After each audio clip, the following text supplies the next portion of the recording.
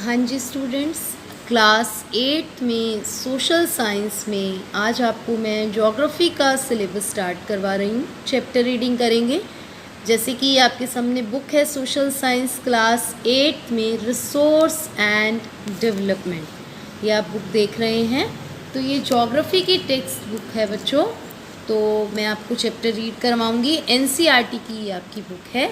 तो जैसा कि आप अगर हम अंदर की तरफ चलें तो आप इसमें देखेंगे ये आपका फ्रंट फर्स्ट आ जाता है, text book in geography for class 8 resource and development. इसके बाद देखिए आप इसमें आगे आपको इंडेक्स मिलेगा। इस बुक में अगर हम चलें तो इंडेक्स में आप देखिए आपके टोटल 6 चैप्टर हैं स्टूडेंट्स। चैप्टर 1 है रिसोर्सेज, सेकेंड चैप्टर है land soil water natural vegetation and wildlife resources, third है mineral and power resources, fourth में एग्रीकल्चर के बारे में, फिफ्थ में इंडस्ट्रीज़ के बारे में पढ़ेंगे और सिक्स्थ में हम पढ़ेंगे ह्यूमन रिसोर्सेज के बारे में। तो आज जो हम चैप्टर स्टार्ट करने जा रहे हैं बच्चों वो है रिसोर्सेज। तो एनसीईआरटी बुक में चैप्टर फर्स्ट स्टार्ट कर रहे हैं, दैट इज़ रिसोर्सेज। जैसा कि आप बुक में देख रहे हैं सब बच्चे, तो जिन वर्ड्स की मीनिंग ना पता हो आप उनको लिख सकते हैं बुक में। मैं आपको धीरे धीरे इस चैप्टर को रीड करके समझाऊंगी। तो जैसा कि चैप्टर का नेम है बच्चों रिसोर्सेज। रिसोर्सेज का मतलब क्या होता है बच्चों? रिसोर्सेज का मतलब होता है संसाधन। अब इस चैप्टर में हम इन चीज़ों के बारे में पढ़ेंगे कि ये संसाधन क्या होते हैं। तो देखिए बड़े आराम से आपको चैप्टर पढ़ाऊँगी ताकि ईज़िली आप इस चैप्टर को अंडरस्टैंड कर पाएँ। तो देखिए स्टार्ट करते हैं। एक एग्जाम्पल लेकर हमें बताया गया, Mona and Raju were helping Amma to clean their house. Mona और राजू दो बच्चे हैं, वो अपनी अम्मा को घर साफ करने में हेल्प कर रहे हैं।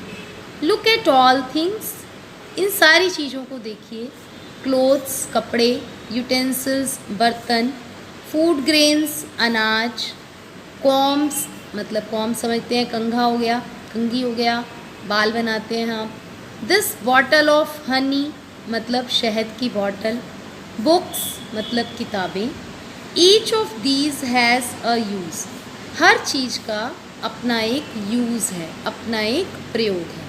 सेड मोना, मोना कहती है, that is why they are important. क्यों? इसीलिए ना, क्योंकि ये तभी ये इम्पॉर्टेंट है क्योंकि इनका कोई ना कोई यूज़ है।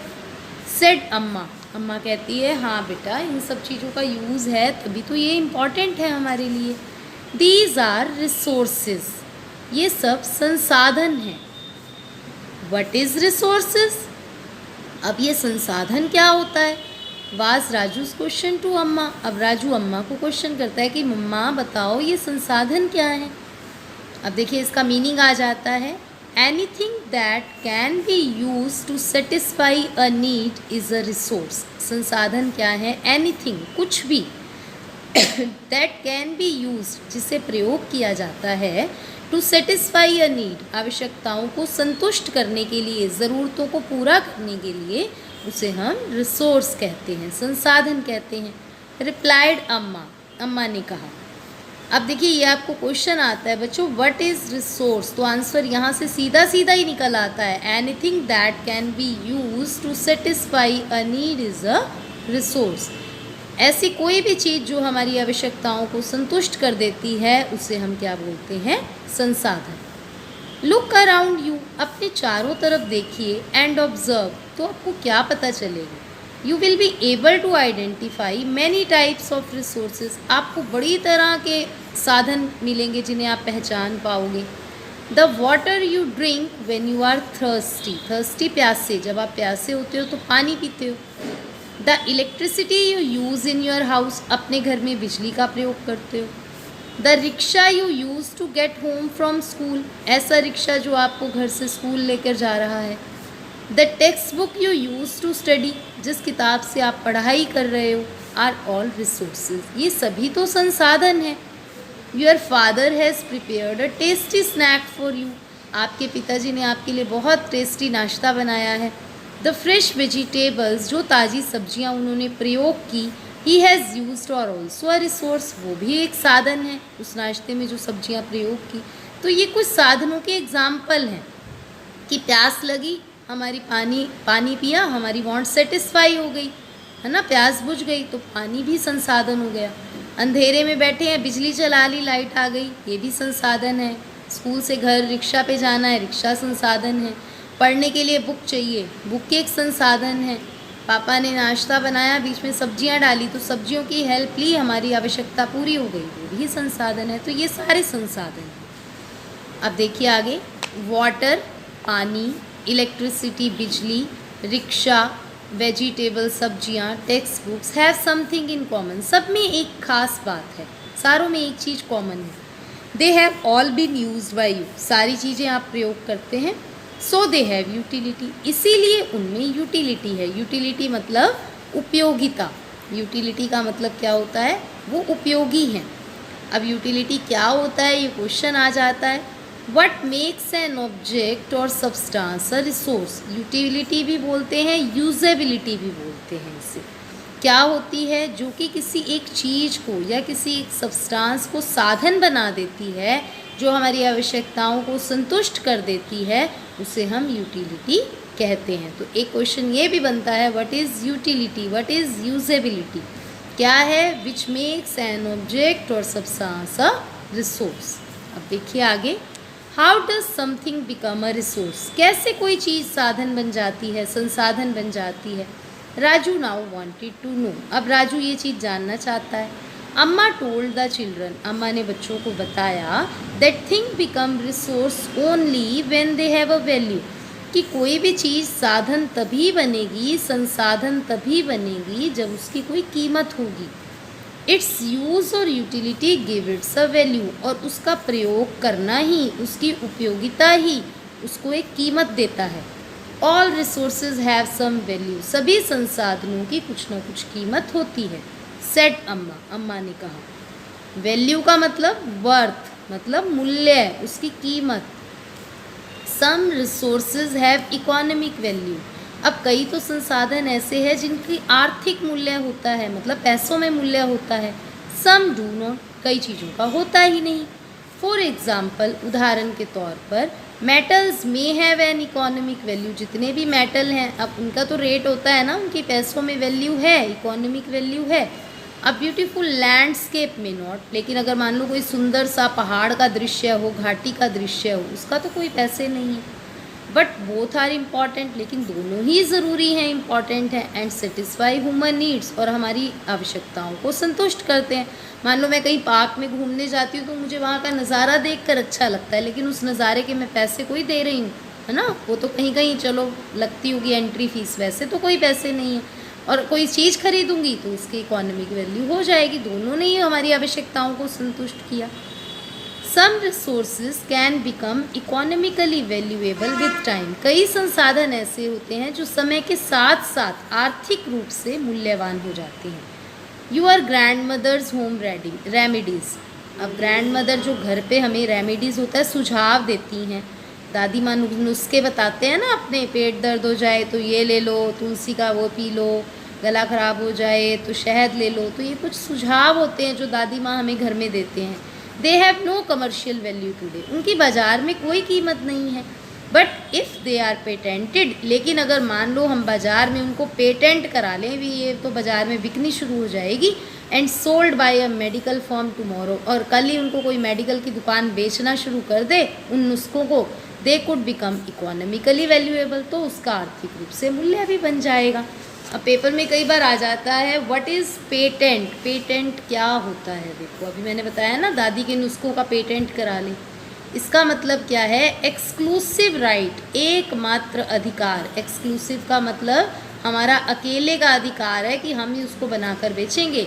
ओवर एन आइडिया, किसी भी विचार के ऊपर, या किसी भी इन्वेंशन मतलब किसी भी खोज के ऊपर, तो इसे हम बोलते हैं पेटेंट। ये भी आपको लर्न करना है, व्हाट इज़ पेटेंट। अब देखिए, time and technology are two important factors. अब देखो, टाइम मतलब समय और टेक्नोलॉजी मतलब तकनीक। अब समय और तकनीक ये दो मेन इम्पॉर्टेंट फैक्टर होते हैं that can change substance into resources, जो किसी भी एक चीज़ को, किसी भी एक सब्सटेंस को, तत्व को साधन में बदल देते हैं। अब आपको पेपर में ऑब्जेक्टिव टाइप में कई बार आता है कि सब्सटेंस को संसाधन में बदलना हो तो कौन से दो इम्पॉर्टेंट फैक्टर हैं, तो वो है टाइम और टेक्नोलॉजी। ये आपने याद रखना है, एमसीक्यूज़ में भी आता है। Both are related to the needs of people, दोनों ही लोगों की ज़रूरतों से जुड़े हुए हैं। People themselves are the most important resource. अब देखो जो लोग हैं वो अपने आप में ही एक महत्वपूर्ण संसाधन है। इट इज़ देयर आइडियाज़, ये तो उनके विचार, नॉलेज, उनमें ज्ञान होना, इन्वेंशन, नई नई खोज करना, डिस्कवरी, उनको डिस्कवरी होता है खोज करना, इन्वेंशन खोजों में और ज़्यादा चेंजेस ला के नए सिरे से आविष्कार करना, that lead to the creation of more resources. ये मनुष्य ही तो है जिसमें विचार आएंगे, ज्ञान आएगा, खोज करेगा, जिसके कारण क्या होगा, और ज़्यादा रिसोर्सेज की क्रिएशन होगी, निर्माण होगा। ईच डिस्कवरी और इन्वेंशन, कोई भी खोज होती है, कोई भी नई चीज़ आती है, लीड्स टू मैनी अदर, उसके कारण और नई चीज़ें आएंगी। द डिस्कवरी ऑफ फायर, अब देखिए आग का आविष्कार हुआ, led to the practice of cooking, तो क्या हुआ, खाना बनाना शुरू हो गया, उसका काम आ गया, हमें खाना बनाना आ गया आग पे। अदर प्रोसेसेस, और भी हमने आग से कई क्रियाएं करनी शुरू की। While the invention of wheel, और जब पहिए का आविष्कार हुआ, ultimately resulted in development of new mode of transport, यातायात के नए साधन आने शुरू हो गए। The technology to create hydroelectricity, hydroelectricity होता है पानी से जो बिजली बनती है, जल विद्युत, has turned energy in fast flowing water into an important resource. एक साधन यहाँ भी देखो, अच्छी टेक्निक आई तो क्या हुआ, हमने बहते हुए पानी से, जो तेज बहता हुआ पानी है, उसे हमने एनर्जी में बदल दिया, ऊर्जा में बदल दिया, और क्या किया, जल विद्युत बना डाली, हाइड्रो इलेक्ट्रिसिटी बना डाली। तो देखो ये जो चीज़ें हैं, टाइम और टेक्नोलॉजी, ये हमारे किसी भी सब्सटेंस को संसाधन में बदल देती हैं। अब देखो पेपर में कई बार आता है टेक्नोलॉजी क्या होता है, तो ये आपको लर्न करना है बच्चों। टेक्नोलॉजी, तकनीक क्या है? It is the application of latest knowledge, जो आधुनिक हमारे पास ज्ञान है उसे प्रयोग करना, एप्लीकेशन है मतलब प्रयोग करना, एंड स्किल इन डूइंग और मेकिंग थिंग्स, और चीज़ें बनाने में अपनी दक्षता का प्रयोग करना, नई नई चीज़ें बनाना, ये हमारी क्या है, टेक्नोलॉजी है। तो ये भी आपको लर्न करना है, व्हाट इज़ टेक्नोलॉजी। अब देखिए आगे हम आते हैं टाइप्स ऑफ रिसोर्सेज, साधनों के प्रकार। संसाधन कितनी तरह के होते हैं ये आपको करवा भी रखा है। रिसोर्सेज जो है वो क्लासीफाइड होते हैं 3 टाइप्स के। फर्स्ट होता है नेचुरल रिसोर्सेज, प्राकृतिक साधन, दूसरा होता है ह्यूमन मेड, मानव निर्मित साधन, और तीसरा मानव, मानव अपने आप में ही एक संसाधन है। तो अब हम इनके बारे में पढ़ेंगे। सबसे पहले आते हैं नेचुरल रिसोर्सेज, प्राकृतिक संसाधन। नेचुरल का मतलब क्या होता है, प्राकृतिक, और संसाधन रिसोर्सेज को बोलते हैं। तो देखो नेचुरल रिसोर्सेज क्या हैं, resources that are drawn from nature, जो कि प्रकृति से हमें प्राप्त होते हैं, and used without much modification, और जिसमें हमें कोई भी सुधार ही नहीं करना पड़ता, हम उसे एज इट इज़ भी यूज़ कर सकते हैं। These are called natural resources, उन्हें हम क्या बोलते हैं, प्राकृतिक साधन। द एयर वी ब्रीथ, अब हवा जो हम सांस लेते हैं, the water in our reverse, हमारी नदियों में जो पानी है, लेक्स, झीलों में जो पानी है, द सॉयल, मिट्टी हो गई हमारी, मिनरल्स हो गए, खनिज पदार्थ, that all are natural resources, ये सारे प्राकृतिक साधन के एग्जाम्पल हैं। Many of these resources are free gift of nature, ये हमें प्रकृति से फ्री में मिलते हैं, मुफ्त मिलते हैं, उपहार हैं हमारे लिए। And can be used directly, और हम इन्हें सीधा ही प्रयोग कर सकते हैं। इन सम केसेस, कई केसेस में टूल्स, औजार और टेक्नोलॉजी, तकनीक may be needed to use a natural resources in the best possible way, कई बार हम इन नेचुरल रिसोर्सेज पे नई टेक्निक लगाते हैं, नए टूल्स लगाते हैं, ताकि हम इन्हें अच्छे से प्रयोग कर सकें। अब देखो आगे आता है हम नेचुरल रिसोर्सेज को बांटते कैसे हैं, ये कितनी टाइप के हैं। तो देखो natural resources are classified into different group. इसके भी कई ग्रुप्स हैं। क्या क्या हैं, क्या किस किस ग्रुप्स पे ये डिपेंड करता है। पहला है level of development and use, विकास का स्तर और प्रयोग का स्तर। दूसरा है ओरिजिन के बेस पर कि ये कहाँ से पैदा हो रहे हैं। तीसरा है स्टॉक के बेस पर, और चौथा आता है डिस्ट्रीब्यूशन, वितरण के आधार पर। तो हम इन चारों की आगे टाइप्स पढ़ेंगे, ठीक है जी। सबसे पहले पढ़ेंगे level of development and use. On the basis of their development and use, प्रयोग के आधार पर या विकास के आधार पर नेचुरल रिसोर्सेज की दो ग्रुप्स होती हैं। क्या दो ग्रुप्स हैं? Actual resources, potential resources. Actual होता है वास्तविक संसाधन, ठीक है, और पोटेंशियल होता है संभावित, जिसकी संभावना हो, संभावित संसाधन। तो देखिए सबसे पहले आता है एक्चुअल रिसोर्स क्या है। Actual resources are those resources, ये वो संसाधन हैं हुज क्वांटिटी इज नोन, जिसकी मात्रा के बारे में हमें पता है। These resources are being used in present, ये आज भी प्रयोग हो रहे हैं। The rich deposit of coal in rural region of Germany, ये बहुत बढ़िया एग्जाम्पल है, पेपर में पूछा भी जाता है कि जर्मनी का एक रूरल क्षेत्र है, वहाँ पे कोयले की खदान है। ये नेचुरल एक्चुअल रिसोर्स है, लोगों को इसके बारे में पता है। And petroleum in the West Asia, ऐसे ही वेस्ट एशिया में पेट्रोलियम निकलता है। Dark soil of Deccan plateau in Maharashtra, Maharashtra का जो दक्कन प्लेट्यू है वहाँ पे काली गहरी मिट्टी पाई जाती है, ये वहाँ नेचुरल एक्चुअल रिसोर्स हैं। तो ये सारे एक्चुअल रिसोर्स हैं। तो आपको ये लर्न करना है what are actual resources whose quantity is known to all, और these are being used in present, जो कि आज भी पाए जा रहे हैं। ये तीनों एग्जाम्पल्स लर्न करने हैं। अब आता है पोटेंशियल रिसोर्सेज, संभावित संसाधन क्या हैं।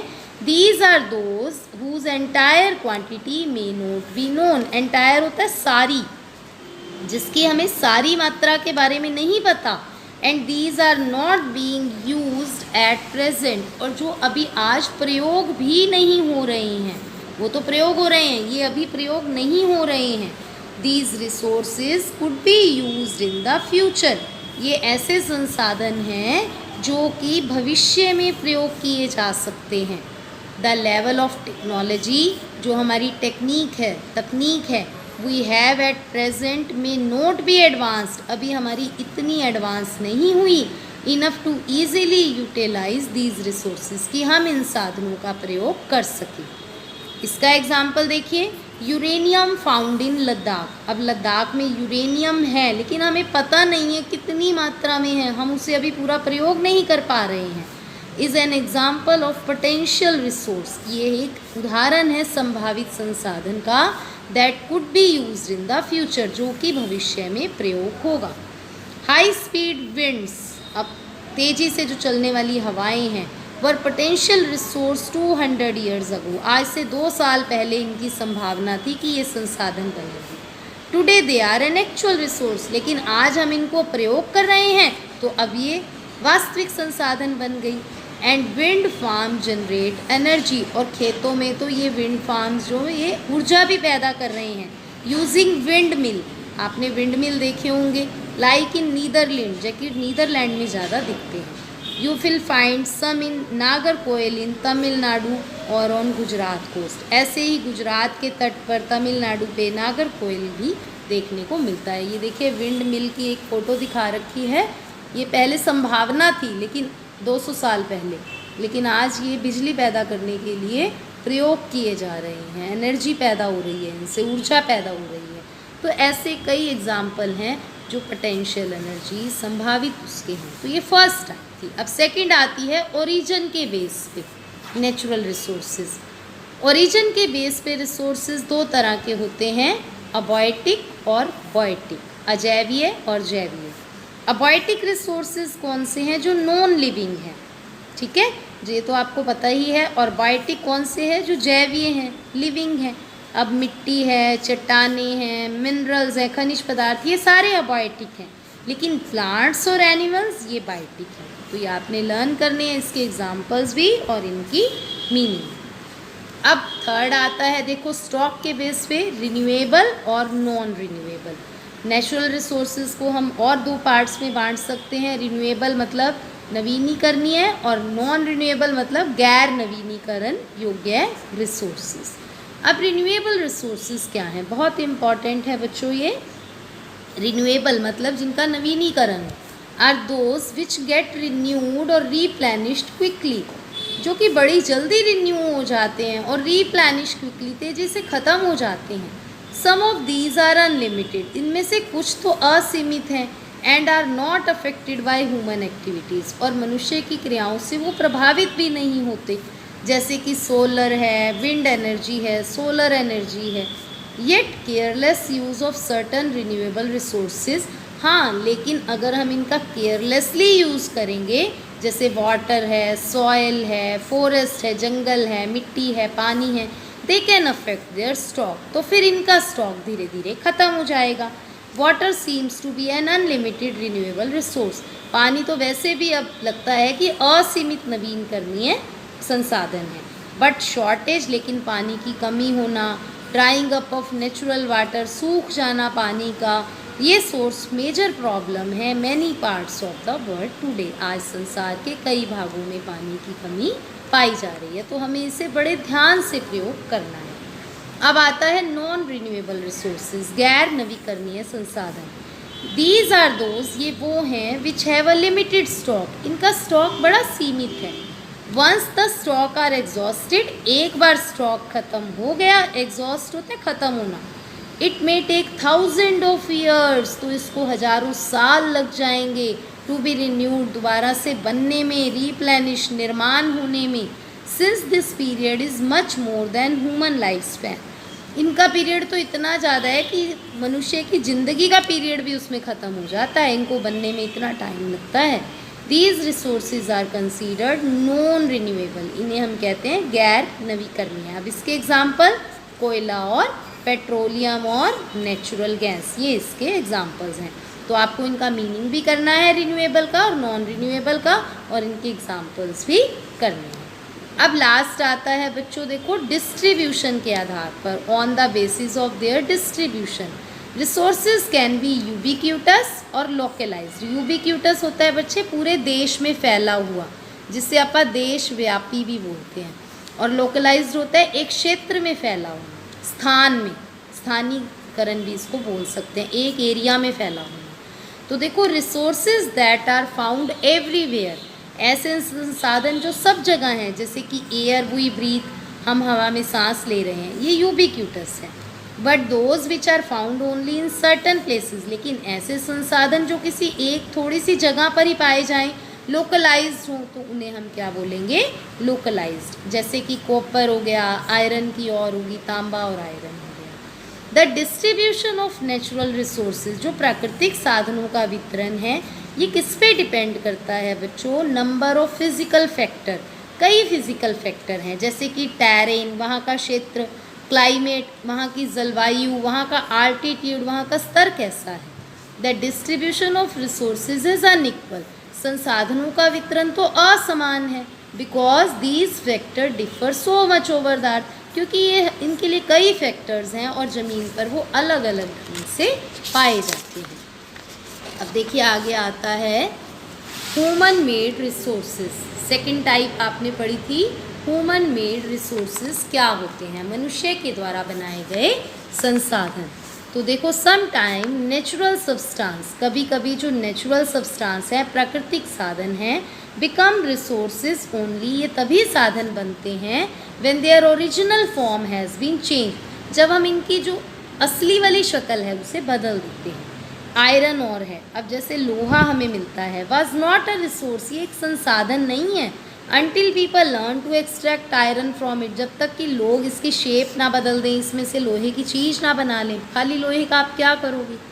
People use natural resource to make building, लोग इन साधनों का प्रयोग करते हैं और फिर क्या बनाते हैं, बिल्डिंग बना ली, ब्रिज पुल बना लिए, रोड सड़कें बना ली, मशीनें बना दी, व्हीकल बना दी, which is known as human made resources.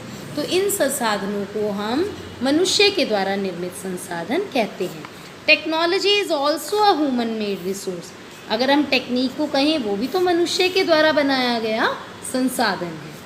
So people like us, तो इस तरह से जो हमारी तरह लोग हैं, दे यूज़ नेचुरल रिसोर्सेज, वो प्राकृतिक साधनों को प्रयोग करते हैं, to make human made resources, उन्हें ह्यूमन मेड रिसोर्स बनाने के लिए। Said Mona nodding in understanding. Yes said Raju, Mona ने ऐसे गर्दन हिलाते हुए समझते हुए कहा, तो राजू कहता है बिल्कुल। अब आगे देखिए, ह्यूमन रिसोर्स थर्ड टाइप। मानव क्या है, बताया ना, मानव भी अपने आप में एक संसाधन है, मनुष्य भी संसाधन है। People can make the best use of nature, लोग प्रकृति का सही प्रयोग करते हैं, टू क्रिएट मोर रिसोर्सेज, ज़्यादा साधनों को बनाने के लिए। व्हेन दे हैव नॉलेज, जब उनके पास ज्ञान है, स्किल, उनके पास कुशल, उनको नॉलेज है, एंड टेक्नोलॉजी, उनके पास तकनीक भी है ऐसा करने के लिए। That is why human being are a special resource, इसीलिए मनुष्य को एक स्पेशल संसाधन कहा जाता है।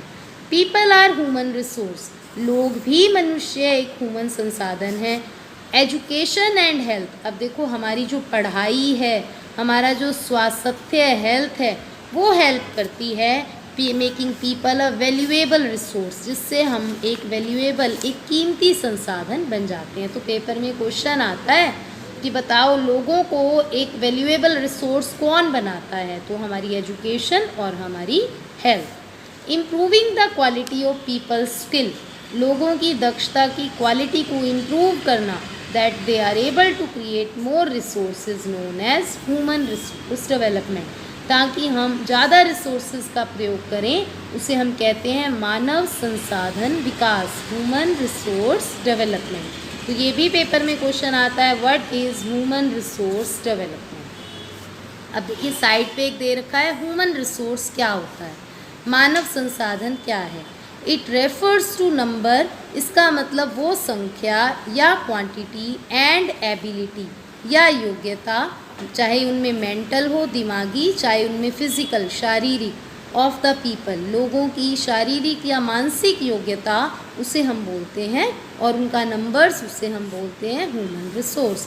दो they are differing views regarding treatment of human as resource, one cannot deny the fact it is skill of human that help in transferring the physical material into variable source, मतलब मनुष्य ही है जिसमें इतना ज्ञान, इतनी नॉलेज है कि वो इनका प्रयोग करके सारी फिजिकल मटेरियल को एक वैल्यूएबल संसाधन बना सकता है।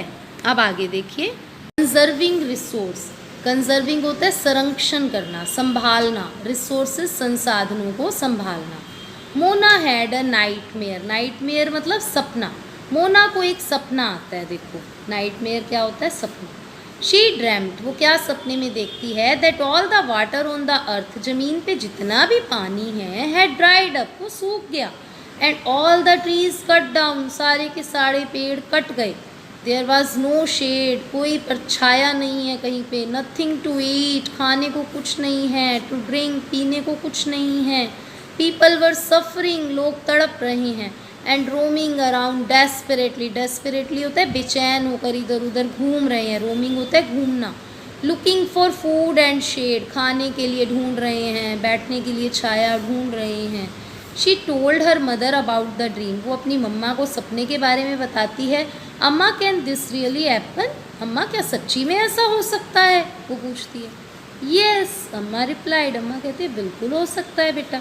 If we are not careful, अगर हम ध्यान ही नहीं देंगे, that even renewable resources can become very scarce, हमें पता है रिन्यूएबल रिसोर्सेज तो पहले ही थोड़े हैं, स्केर्स का मतलब थोड़े होना, लिमिटेड होना, and the non renewable ones can definitely get exhaust, exhaust बताया था ख़त्म होना, और जो ये वाले हैं वो क्या हो जाएगा, नॉन रिन्यूएबल धीरे धीरे ख़त्म ही हो जाने हैं। What can we do about it, फिर हम क्या कर सकते हैं इसके बारे में। राजू कहता है लॉर्ड्स रिप्लाइड अम्मा, अम्मा कहती बहुत कुछ कर सकते हो, अपने दोस्तों को बताओ, अपने मित्रों को इनके बारे में बताओ। यूजिंग रिसोर्सेज केयरफुली, संसाधनों को ध्यान से प्रयोग करना, and giving them time to get renewed, और उन्हें नया जीवन देने के लिए समय देना, उन्हें फिर से बनने देना, इज़ कॉल्ड रिसोर्स कंजर्वेशन, इसे हम कहते हैं संसाधन का संरक्षण। तो आपने बच्चों ये लर्न करना है व्हाट इज़ रिसोर्स कंजर्वेशन? संसाधन का संरक्षण किसे कहते हैं, बचाव किसे कहते हैं? कि रिसोर्सेज को ध्यान से प्रयोग करना और उनको रिन्यू होने के लिए नया टाइम देना। Balancing the need to use resources, साधनों को प्रयोग करने की ज़रूरत में बैलेंस बना के रखो। And also conserve them for future, और उन्हें भविष्य के लिए संभाल कर भी रखो। That is called sustainable development. Sustainable development को हिंदी में बोलते हैं धारणीय विकास, कि जो हमारे पास साधन है उन्हें संभाल के प्रयोग करो और आने वाली पीढ़ी के लिए भी उसे संभाल के रखो। There are many ways of conserving resources, बहुत से तरीके हैं संसाधनों को संभालने के। ईच पर्सन कैन कॉन्ट्रीब्यूट, हर व्यक्ति इसमें अपना योगदान दे सकता है। बाय रिड्यूसिंग कंजम्पशन, वो चीज़ों का कम प्रयोग करे, घटा दे। रिसाइकलिंग करे एंड रीयूज़, और उन्हें फिर से प्रयोग करें। आपने पढ़ा है ना, रीड्यूस, रिसाइकिल, रीयूज़, 3 R पढ़े होंगे आपने, रीड्यूस, रीयूज़ और recycle. Ultimately it make a difference because all our lives are linked. तो इससे फ़र्क पड़ेगा क्योंकि हम सब की ज़िंदगियाँ आपस में जुड़ी हुई हैं। अब उस शाम क्या होता है?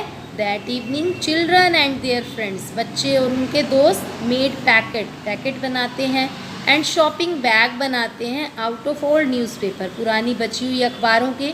डिस्कार्डेड क्लोथ, फटे पुराने कपड़ों के थैले बनाते हैं। And basket from bamboo stick, और वो लकड़ी लेकर उनसे टोकरियाँ बनाते हैं बैम्बू की स्टिक्स लेकर। We will give a few to every family we know, वो कहते हैं हम सबको देकर आएंगे जिन परिवारों को हम जानते हैं। सेड मोना, मोना ने कहा। After all it is for our good cause, देखा जाए तो हमारे भले के लिए ही है।